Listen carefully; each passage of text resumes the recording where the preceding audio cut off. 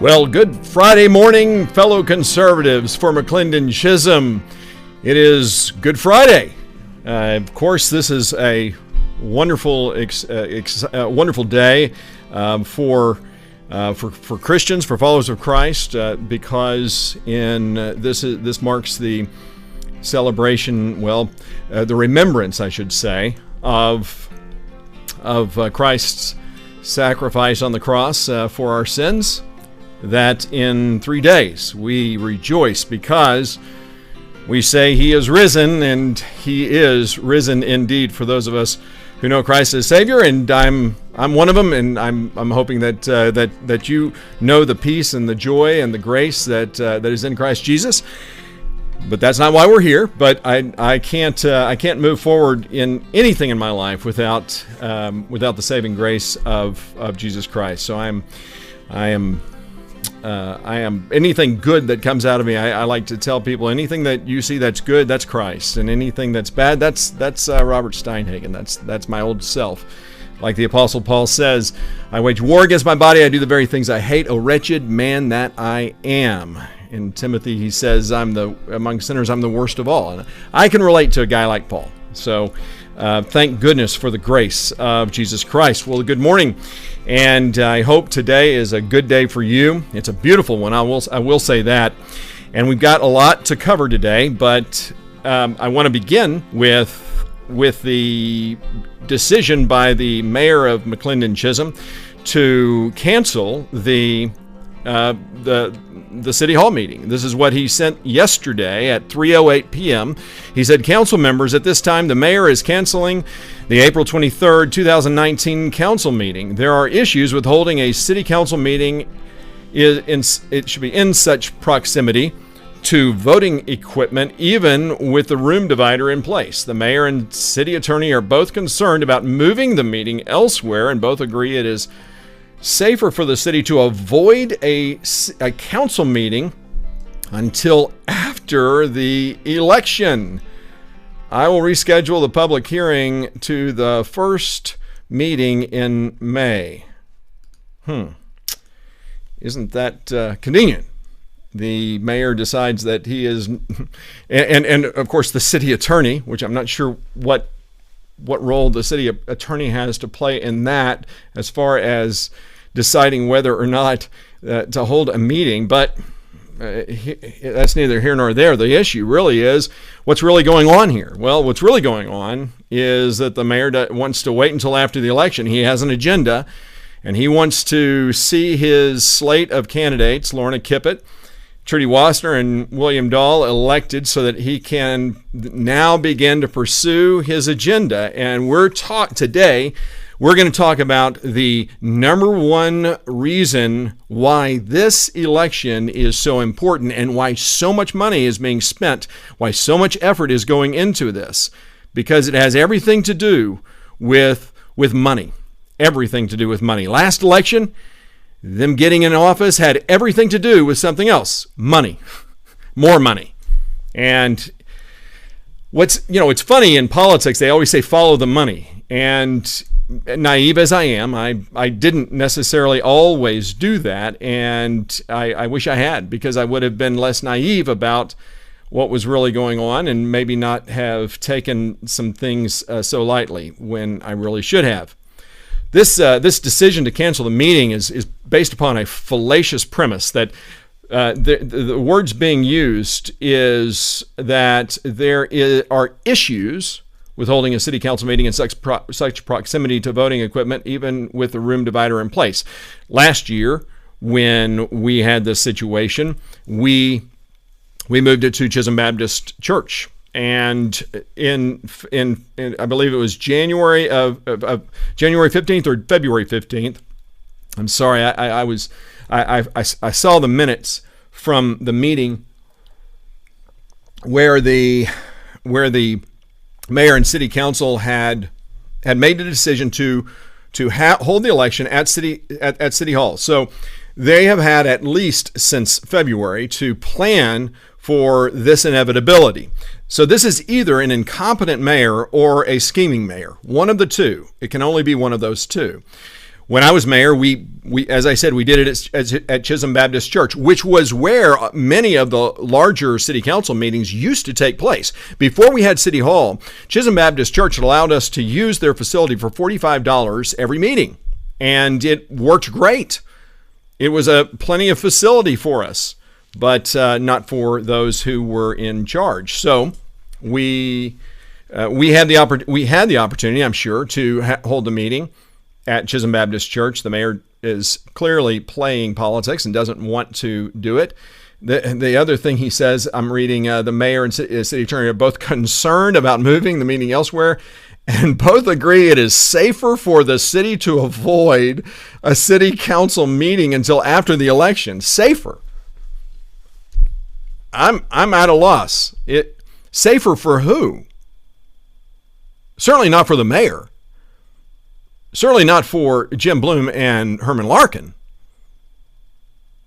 Maybe there is a safety issue for Adrian Balcom and Scott Turnbull and Jim Herron because they're conservatives.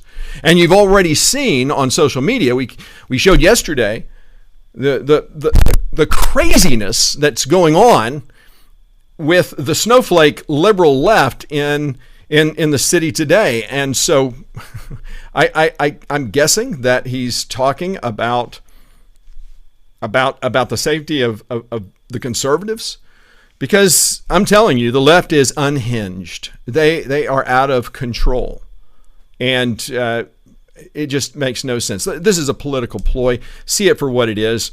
The message that went out can be dried out and fertilize the lawn with it, because that's all it's good for.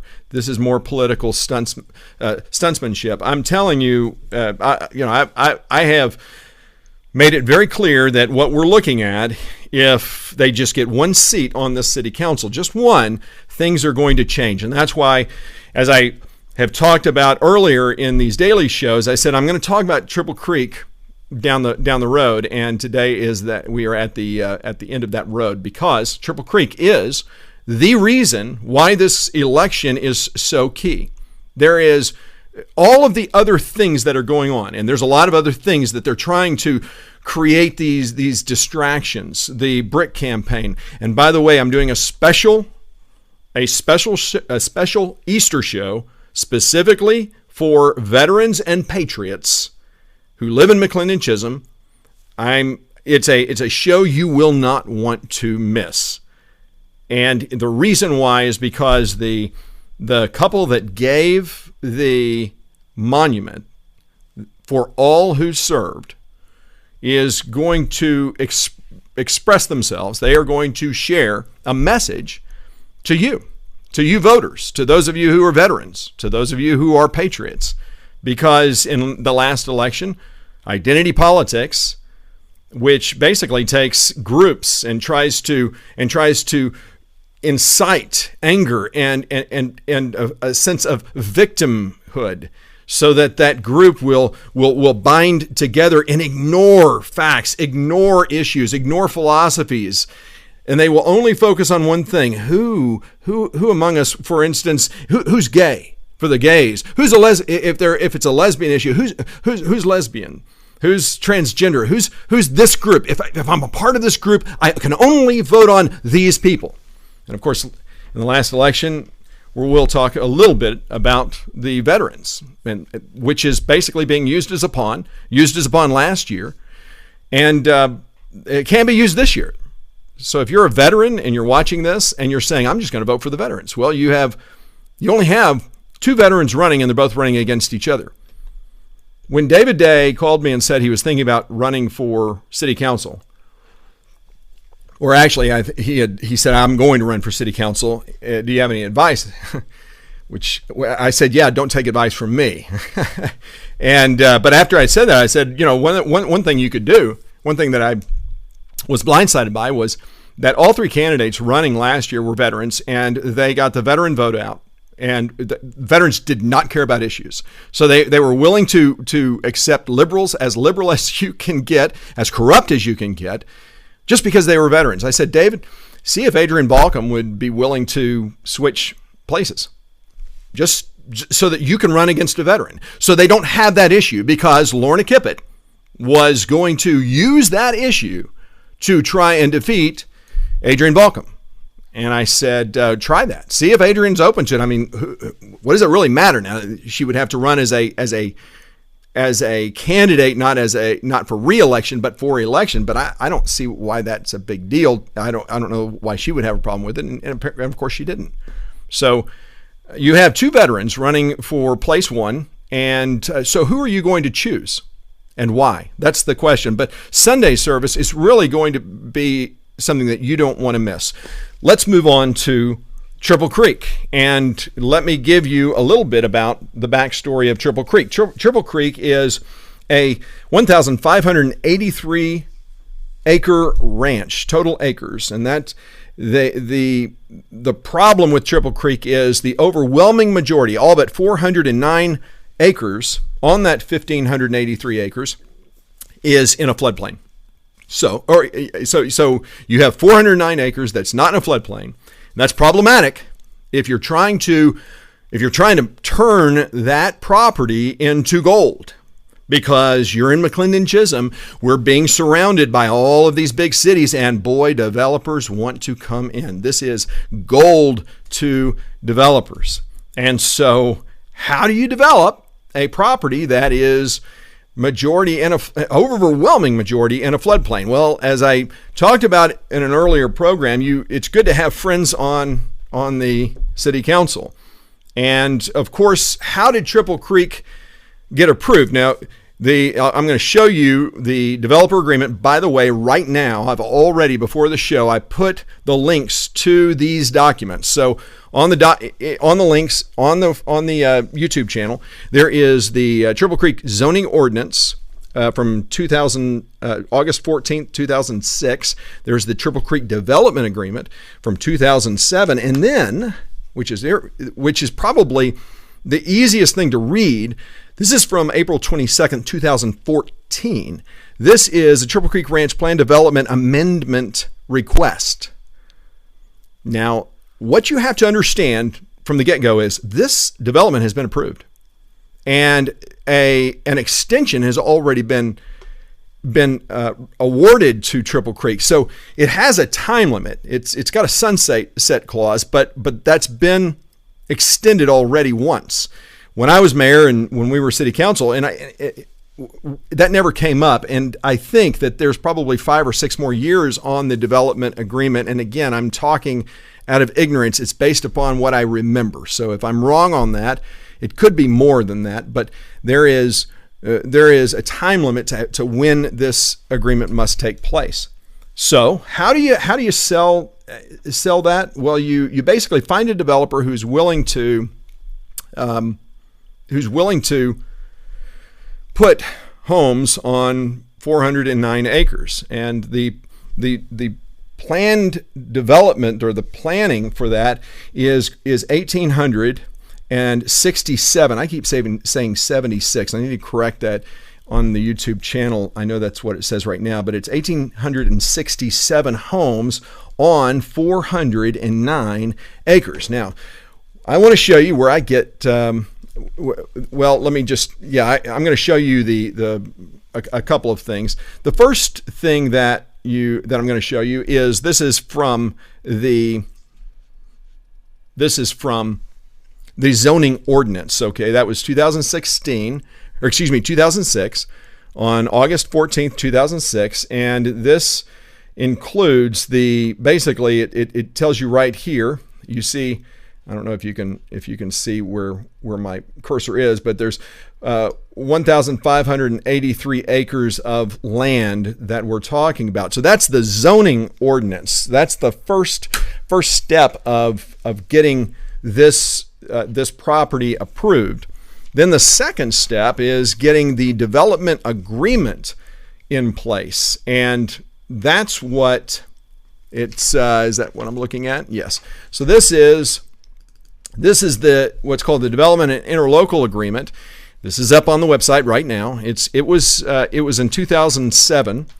The agreement was made, and I believe it was June 25th of 2007 when this was approved. And what they're doing is they're putting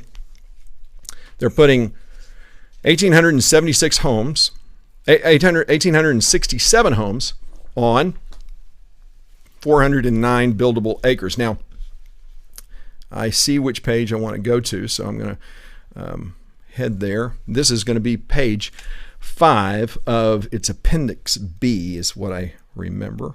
And there it is, I think. All right, so this is what you're looking at as far as the approved lot sizes.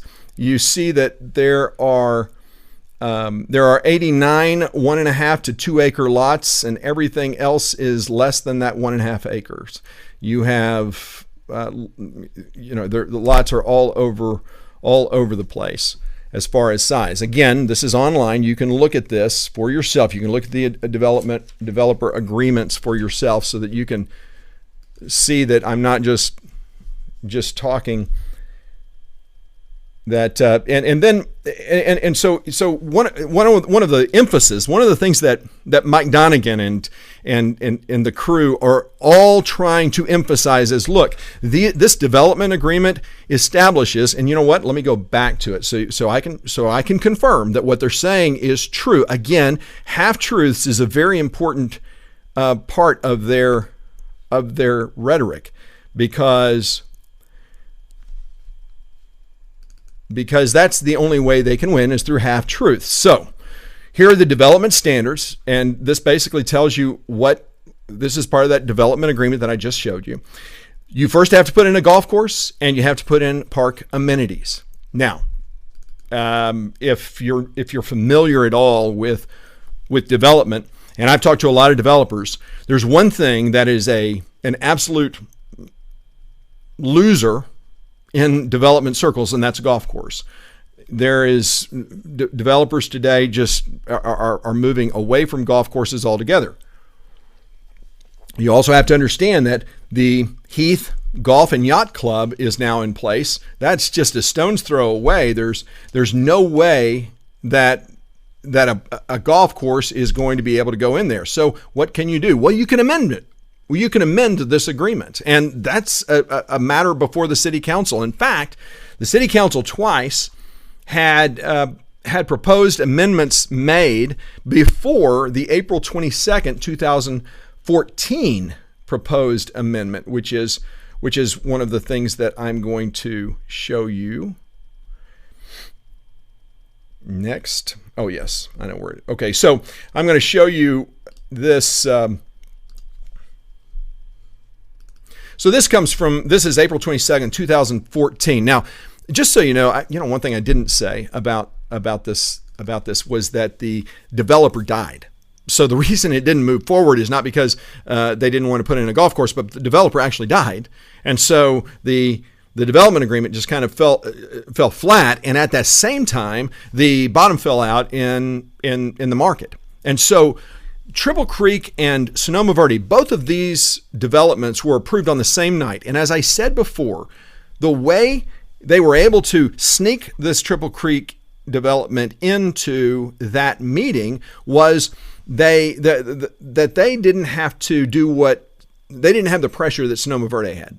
Sonoma Verde, when Russell Phillips was trying to get that passed, the city had to notify every homeowner, every lot owner that was 100 feet from the border of the proposed development. Well, that's a lot of people, I think 12 or so people who live that literally live on the border of Triple Creek. And they came out in droves and said, hey, we do not want this. In fact, no one except the developer spoke in favor of the Sonoma Verde development. Well, the thing about Triple Creek is there's no one living around the Triple Creek development. So the notices went to property owners, most of whom are good with developments. Hey, go for it. And so the Triple Creek development, everyone's focused on Sonoma Verde. Triple Creek development is kind of an afterthought. So when they dealt with Sonoma Verde and they approved it, everyone left in a huff, and then they went and approved Triple Creek. No one was there. No one really paid attention.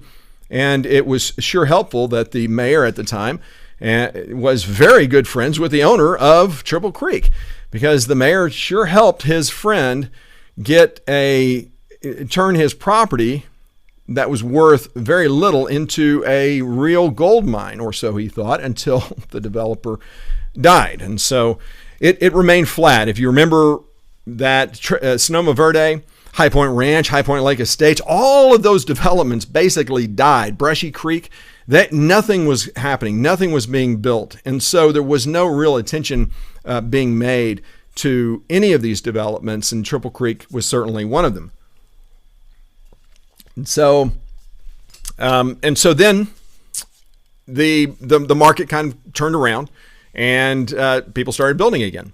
And Triple Creek went forward and began building homes.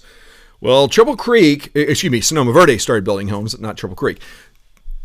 Triple Creek kind of was sitting there, and the problem with it is every time a developer looked at the development agreement, they said, we don't want to put a golf course in. We're not going to put a golf course in. And more attention was starting to be paid to what the city council was doing. Thank you. You're welcome. And so they were not really ready to say okay to any developer. Well, a lot has changed since then, and developers have now gotten their three candidates, their three lackeys in, our mayor, Short, Herman Larkin, and Jim Bloom. Jim, or who we call Jim Frisco Bloom, because that's his vision for our city, is to become the next Frisco of Rockwall County. And so there was a time back then, just to give you some perspective, and this is one of those things where, oh, wait a minute, we're starting to get a little pressure, but this is the development district amendment request, and this next page, I believe this is going to be on page 11. I didn't write it down. I think it's page 12. It's right there at the bottom there. Page 12. And this is what they're asking for. It appears the applicant wants to add 818 lots to the 409 acres with no concurrent reduction to the Triple Creek Ranch planned development district, other than the elimination of 233 lots currently shown on the approved concept plan. The original planned development district allowed 1,867 lots. The amended planned development district allowed 1,750 lots. In either case, the applicant has requested the reduction of the Triple Creek Ranch lot count by 233 1-acre or greater lots. In other words, they wanted to be free of the 1-acre lot requirement, or the 1.5 acre lots, the 1 acre lots and greater. They wanted more density. So even though they're saying that they're putting in less houses, in fact they're putting in more houses, and so and even at a higher density. So what has to happen for, or what's going on right now? What's going on right now is the developers need just one vote, just one more vote. They need Trudy Wossner, William Dahl, or Lorna Kipphut to be elected to city council, because they are, as you see in their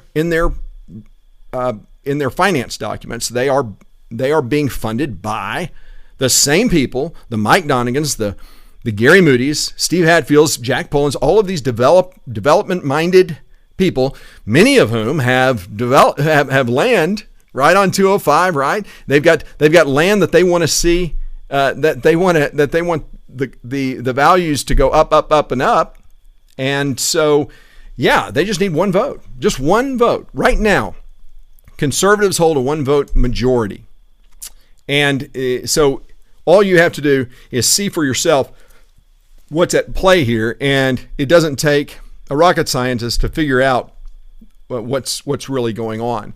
And that's the real key, because you really do have to be careful about who you vote for. As I've said before, and I'm going to be showing you our Can't Fix Stupid is going to really highlight this point. But this is an election where people are going to be looking you in the eye, and they are going to be telling you, we are conservatives. I got an email from a gentleman who said, and it was a very good email, and I appreciated it, because he said, look, I'm a liberal, but I'm not a leftist. And he said, I think you seem to be lumping leftists and liberals into the same pot. And he goes, I'm not a leftist. I do believe that we need more density. I do want to see our city grow, but don't call me a leftist. And I responded, I said, that's a great point. And that's why I separated, in the knife wielding man video, I separated the definitions between the two. In fact, I have a neighbor who is actually one of my favorite neighbors, and he is a Bernie supporter. He puts a Bernie sticker on his car. He's Bernie sticker in his window. And honestly, he's one of my very best neighbors. We get along swimmingly. We don't agree on anything philosophically when it comes to politics, but the two of us, we can get along. Why? Because liberals are not leftists. Not all liberals. I'm just saying, just because you're a liberal doesn't mean you're a leftist. And I want to make that very clear. That just because you lean to that side doesn't mean that. And I'm not saying that. And if you get that impression, I apologize. Because, ironically, my friend who is a liberal, he actually agrees with me on city issues. He would like to see us preserve the wide open spaces. He does not like the fact that were forced into starting a fire department, and as I was our own city fire department, as I was not okay with, and hiring full-time firefighters for a city of our size when we had other things that we could have done. See my State of the City address where I articulate specifically what we were trying to accomplish. But of course that could not happen thanks to Mark Kipphut, John Crumbly, Robert Jones, and Herman Larkin. They made the option to do anything but start a city-owned fire department impossible. And so that's an important point. And by the way, I am drinking from my leftist tears mug. So all you leftists, tastes good. If you're a Ben Shapiro supporter or a fan, you know exactly what this is. So Triple Creek, folks, this is what the election's about. It is about creating and moving past basically what they need. If they can get one vote, is they can amend this. They can amend this agreement. And once they amend this agreement, they can basically take away the requirement for a golf course. They can take away the requirement for an amenity center. So just because it's there now doesn't mean that it's going to be there forever. And that you cannot miss as a point. One of the things that was sent to me was something that Mike Donegan, here we go again, Mike Donegan did, and this was on January 17th. It was presented to the Planning and Zoning Commission. Mike Donegan did his own survey.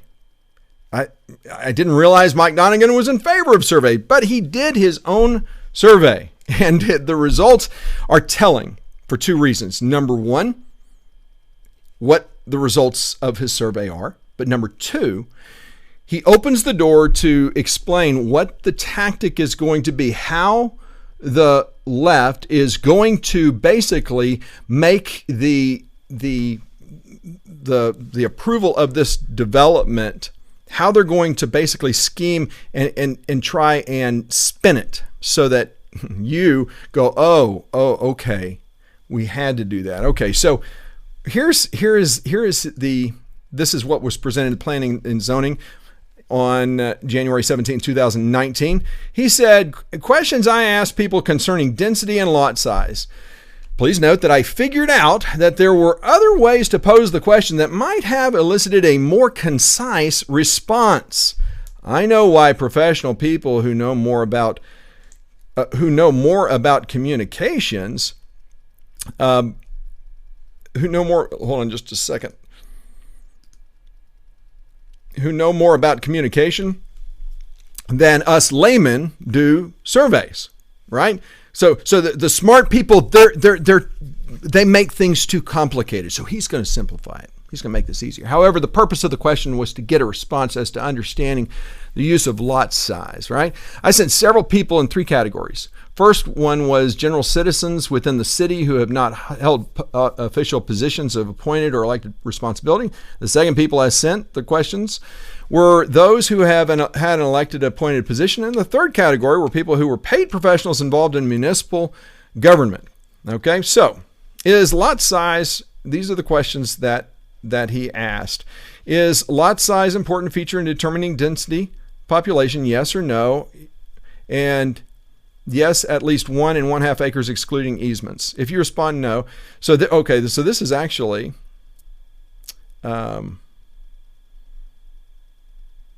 this is actually a filled out response. So the term maintaining a rural atmosphere is politically attractive. Is the phrase rural atmosphere realistic? Please comment briefly on your answers. Rural is achievable, maintaining lot sizes and designate area for commercial development. This number 3. Well, there's 2 3s, but the first 3. The city has very nice subdivisions. Could we improve upon the quality of features of future subdivisions, and if so, briefly explain? And the answer is apply building codes.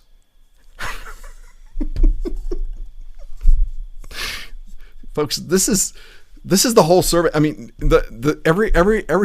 almost every response is the same. They're saying what we've been saying to Mike Donegan. Just apply the building codes, apply the standards. This is his own. I'm sure glad he did it in layman's English. Here's number 3, second number 3. Would you agree that city officials and citizens need to study best options for creating more commercial and retail business that would provide more revenue to the city treasury? Yes or no? Yes, agreed. If you answer yes, what specifics in planning and vision would you suggest the city study? And the answer is decide which area is best for a downtown area for development or a designated area of development. Okay, here's another. All right, let's see. Citizen 1, here are my answers to your question. Lot size is incredibly important. This is from a guy named Mike. If we want to keep our somewhat rural lifestyle, the comprehensive plan establishes that minimum lot size is 1.5 acre or more. My thought is that Sonoma Verde should be the only high-density development with one exception. A senior living area that was planned in Sonoma Verde, and it appears that it has been eliminated. Perhaps a few townhouses for age 50 plus residents who wish to downsize from larger homes could be planned in an upcoming development. It is recommended that in a comprehensive plan. In the same vein, there is a need for elder care, and our rural location would be good for a small facility. He has no problem with the term rural atmosphere. Commercial options should be studied. I believe Jim Bloom is responsible for this. Boy, that's scary. There are many options that could be looked into without being intrusive to our lifestyle. I would like to know what the goals and vision are for MC. Well, your former mayor gave you those goals, by the way, just so you know. The MC surveys have suggestions of small grocery store, pharmacy, boutiques, and bank branch for businesses. I would also like to suggest looking into food services. So that's citizen 1. And here's the next one. Is lot size most important to the city? Yes, at least 1.5 acres, excluding easements. All right. Let's see. The rule is achievable, maintain lot sizes and designate area for commercial development. Apply the building codes. Again, yes, agreed. I do think lot size is the single most important feature for controlling density. This is citizen 3, population of the city. I do not think rural atmosphere is realistic because the traffic volume and road expenses in the middle of the city already detract from a rural feel. I wouldn't disagree with that. As these routes expand, more congestion and noise will follow. In addition, I think the city will have trouble insisting on the 1.5 acre lot size in the future development due to development cost. If the city compromises lot size in order to get development, the density will erode the rural atmosphere. Okay, they're stating a point of fact. Not sure what their opinion, but the ideal subdivision has 1.5 acre lots, sidewalks, greenbelts, wide streets, curbs, and street lights. I would like to see those attributes in future subdivisions. Let's keep going. Okay, these are elected, appointed. Okay, so former elected or appointed responses. No. Number of lots per acre development. 1 acre minimum lot size and maximum density of 1.5 acre per lot. there.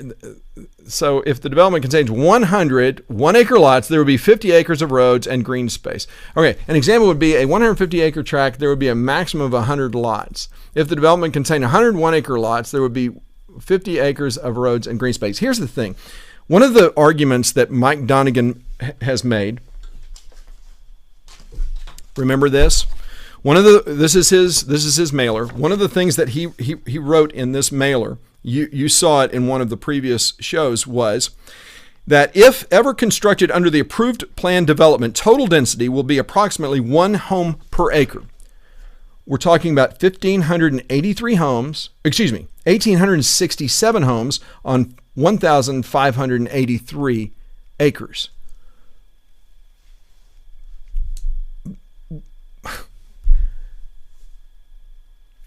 The fact that Mike Donegan is an Aggie, well, there's why do you get Aggie jokes? This is why. Because there are some Aggies. Some of us do know how to add, but just some do not. He didn't wear his ring. What do you expect? 2%ers are everywhere. Let's see. I think subdivisions with 1-acre lots plus significant green space is a practical way to create rural atmosphere. Infrastructure, streets. Let's see. Lot size is important, but can be used to obtain concessions from developers. Here's how we got Sonoma Verde, right? And here's what they were trying to do, wanted to try to negotiate with that 4,000 acres. To improve city infrastructure. Again, they're talking about building a big city rather than being a bedroom community where we can just enjoy. We got the big cities around us, but they want, again, these are former elected officials. I would not be surprised if we're talking about Steve Hatfield, Jack Pullen, or someone like this. So again, no surprise there. Professional response. Okay, now this is where you get the key to their scheme, and this is going to be how, if Lorna Kipphut, William Dahl, and Trudy Wossner are elected, this is how they're going to try and spin their decision, which they will, almost assuredly. They will approve an amendment to the development agreement. How do we know that that developers are circling? Well, because David Day was even in City Hall the other day, and I talked about this on a previous show, right? Developers who were with the Triple Creek owners, they were saying, we're trying to see how many houses we can fit on the lots right behind City Hall. And when David said, are you going to abide by our standards? They said, no, we can't make money doing that. It's not profitable. We're going to wait until after the election. So what he says is, I checked your planning folks and have some information for you. I'm not sure if it's what you're looking for, so feel free to call me to discuss. Obviously, the localized density will be higher if you go less than 1.5, but you could balance this with several options.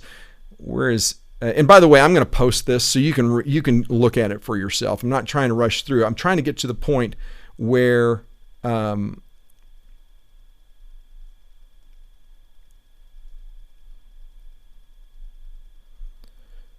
this is it's in here. So I am not sure what ordinance. Okay.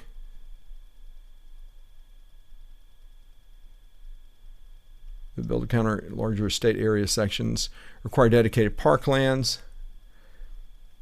In here, he talks about, I'm just going to read it. Okay, Mike, I checked with our planning folks and have some information for you. I'm not sure if it is what you're looking for, so feel free to call me. There are ways to control population density growth outside of the obvious lot size requirements. Obviously, localized density will be higher if you go less than 1.5 acres, but you could balance using several options. Through city-town standards, you can require developers to have added open space. That they will use lot lines, setbacks, etc. to achieve some of this, but you can add to the amount. Require dedicated parklands. Through the master plan zoning limit will be higher density developments and are able to build and counter with larger estate areas in the section of the town. The city of town will need to consider some things when looking at this option. I am not sure of what ordinances are now. If you go less than 1.5 acres, is the city required to provide sewer services now? No is the answer. It's 1 acre. Does the city have the capacity? No, it does not. And we don't have sewer. We have well, that's Sonoma Verde, but we can talk about that later. Added density will have impacts on water transportation infrastructure. Okay, this is it. This is where it is. This is his last message. Lot size restrictions has been a backdoor used by city leadership in lieu of zoning. I have also seen a city set minimum lot size as a way to avoid expense of putting in a sanitary sewer system, septic system. And worse abuse is a city to adopt these large lot size as a way to keep out the poor, minorities, and other undesirables. Never mind, it's a federal civil rights violation. Density is a politically correct way of saying let's keep out the riffraff. This is going to be their silver bullet. They're going to say, listen, we want to uphold the standards. We really do. But folks, you just have to understand that we cannot violate federal law. If we try to maintain these standards, we can be sued. Sunnyvale, great example of that. They got sued because they didn't have in their planning, they didn't have accommodations for the poor and minorities. That's what they're going to say. And if they do, tell them, go look at the city plan. Go look at the comprehensive city plan. Because in fact, it actually has a section in our city to accommodate that, to meet the federal standards so that we're not in violation of it. The purpose of this small community, we're talking, look how, if you look at how small our city is, the argument that we're trying to keep out the riffraff is, in my opinion, hollow, especially since we have a designated area of the city specifically for that. Now, they're going to. That's the way they're going to try to do it. Mark my words. So, if you want to elect Lorna Kipphut, Trudy Wossner, and William Dahl, there you go. That's how you're going. That's what you're going to get. Don't be surprised, and don't come to me and go, "Oh, boy, I thought you were. I didn't know that you were really telling the truth." Yeah, folks, wake up. And so that's Triple Creek. That's kind of the ins and outs of it. That is the issue for this election.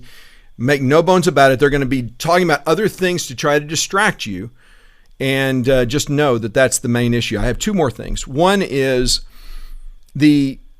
it was brought to my attention that the McLennan-Chisholm Volunteer Fire Department has been able to transfer all of its assets, has been able to transfer over its trucks, its property, all of the equipment. It's been able to do all of that, which according to people who do this kind of thing, those are the very difficult things to do. The easiest thing to transfer over is the bank account. That's still not been transferred over to the city. I allege, I don't have proof. Why? Because I don't have an audit. I allege that the MCVFD, which by the way is still an active organization, is pilfering those funds. We know that they have been having parties. We know that. We know that they have been giving themselves gifts at these parties and celebrating one another. But folks, one of the things that, as I talk about with the audit, and when I was focusing on the fact that the so-called what are they called, the picture fundraiser, where the guy comes to your house and said, hey, if you give $10 would you like to donate $10 to the volunteer fire department, and for every gift, or would you like to donate to the volunteer fire department, a gift of $10 or more will get you a free sitting for an 8x10 photograph and a free 8x10 photograph. And so you had a lot of people who gave $10. Well, that first $10, that goes to the photography company. And so what happened then, and you make your check out to the McLennan-Chisholm Volunteer Fire Department. Then the guy that goes door-to-door soliciting, he hands all those checks to the McLennan-Chisholm Volunteer Fire Department. Well, those go into the bank. Those can be seen. Those will be recorded. And so if you have 100 checks, it doesn't matter what, or if you have 10 checks, it doesn't matter what the amount on those checks are, that that photography company gets $100, right? If it has 100, they get $1,000. Doesn't matter how much is on those checks. I asked the question, how many people gave $10? And how many of those donations were not really donations? They just went, well, they didn't have that number. They couldn't give us that. They couldn't account for how many actual donations were made to the MCVFD. These are the types of things that are going on. But why? The bigger question is, why hasn't the MCVFD transferred over the bank account? Well, once they do, it becomes a matter of public record. We've been waiting. I've been waiting. And I can guarantee you that when that does happen, I will be one of the first to do an open records request on that bank account. I think it will reveal some very interesting things about what's going on in our city. But you remember, people don't want you to see what's really going on. And then finally, I know this is someone said, this is my favorite segment of your show, and that, of course, is the "You Can't Fix Stupid" segment of our show. And this is, and guess where we're going to go. I know this is going to be surprising to most of you, but we're actually going to be going and looking at the at a online Facebook group, and guess which online Facebook group that is? That's Families Uniting for McLennan Chisholm. Hey, big surprise! F you, McLennan Chisholm. That's the group that we're talking about. And boy, this is a fun one. This, to me, when I saw this, I just couldn't believe it. So here is their post, and this happened, I believe it happened today. Open records request, keeping you informed of the real truth. Interesting acknowledgement from the former unelected mayor. I think that's me. When people constantly try to tell you they are transparent, beware. Regardless of your political affiliation, honesty and integrity in those you support is paramount. The Bible warns of deception. 1 Peter 2:1. Therefore, rid yourselves of all malice and all deceit, hypocrisy, envy, and slander of every kind. I really do agree with that. That's a good Bible verse. I like that. Psalm 36:3. The words of their mouths are wicked and deceitful. They fail to act wisely or do good. Okay, so I'm just wondering, what are we going to see now? Well, this is part of that. You see at the top there, they say, we highly recommend you vote for William Dahl III, Trudy Wossner, and Lorna Kipphut. Say no more to deception. Say no more to those damaging our city's reputation. Now remember, folks, what have I been doing throughout this entire program? I have been showing you facts of evidence. I've been providing the supporting documents so that you're seeing what's really going on. This group has done a mountain of open records requests. And I mean, they've got a ton of open records. And here's the thing. Here's the difference. When I did open records requests, when I was leading the CFRG group, man, I had material that lasted months that I was talking about. Here's what they get out of their open records request. So this is obviously an email from me. This is in November of last year, so I'm not in office. But Adrian Balcom sends out to those who opt in. I'm one of those who opted into receiving notices from Councilmember Balcom, and boy, I thought she did a great job in the one that I saw. And so I sent a message. Really great job. You should direct communications for the city. That's a joke because she had been thrown out. She was her position as communications director that she can communicate on behalf of the city has been revoked. So I said, oh yeah, you aren't liberal enough. Keep up the great work. Now, this is what this Neighbors for McLennan Chisholm PAC, or excuse me, I'm sorry, sorry, not the PAC. This is the FU McLennan Chisholm group. This is their evidence. I really think whoever posted this, whoever the admin was, because it's it's either scumbag or the clown or one of the other knuckleheads there. I really think that they thought that I was saying that I support liberals, or that I guess a liberal in disguise or something. I actually think that that's what what they're reading in there. It it's shocking to me. And I'll just say this. I would agree with this. This is the one thing that I would agree with the neighbors, or the Families Uniting for McLean and Chisholm, and that's this. This post, that 1 Peter 2:1. Therefore, rid yourselves of all malice and all deceit, hypocrisy, envy, and slander of every kind. The words of their mouth, Psalms 36:3 says, are wicked and deceitful. They fail to act wisely or to do good. Who does that sound like? That to me sounds like this FU McLean and Chisholm group. That epitomizes this group, doesn't it? I find that interesting. So we agree on something. So explain to me again, if you're a member of that, if you're a part of that group, how can you defend it? This is not the time to try to stand on the fence. This is a time to stand up, speak out, and say, I want my city back. I want to protect our city. And you can do that, and you can help us do that. The best way to do it is to vote.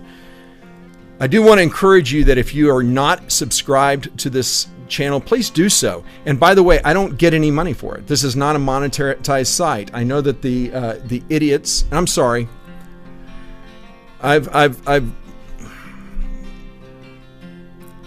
promised myself I wouldn't really call names unless I had a real reason, like scumbag and clown. You know why I call them those, because and I've gotten emails saying, man, absolutely, you're right on. But these people are trying to destroy our city. They are doing the very things that they say that they don't believe in. So we need for you, but they posted something that I was getting money if you subscribe, but I don't get a thing.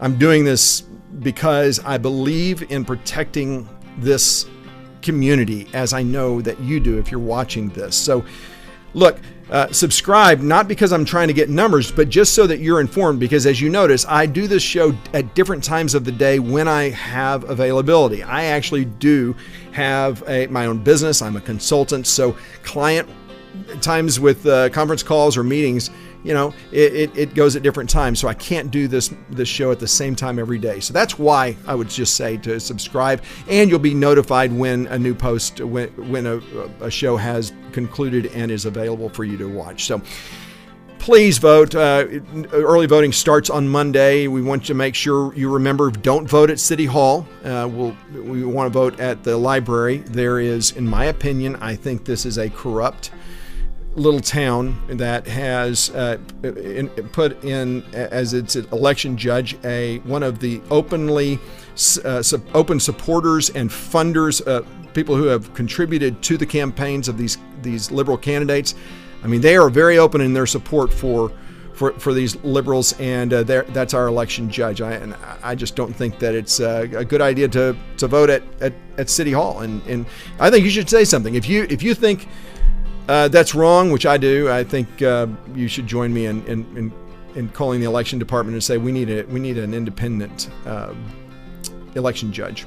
I would really appreciate that. So anyway, we will see you tomorrow. I do plan to do the show tomorrow. Not sure what time, but I look forward to seeing you tomorrow. I hope you have a great Palm Sunday, and happy Easter. We'll see you on tomorrow, and then of course on Easter. So don't forget, we're going to do a special show on Easter Sunday, so be sure to spread the word on that. You have a great day. I'm Robert Steinhagen, and thanks for watching.